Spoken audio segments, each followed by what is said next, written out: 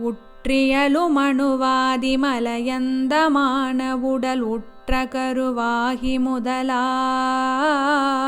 உயிராய் உயிர்க்குளுரும் உயிராகி உணர்வாகி உணர்வுள் உணர்வாகி உணர்வுள் பற்றியலும் ஒளியாகி ஒளியின் ஒளியாகியம் பரமாய் சிதம்பரமுமாய் பண்புரு சிதம்பர பொற்சபையுமாயதன்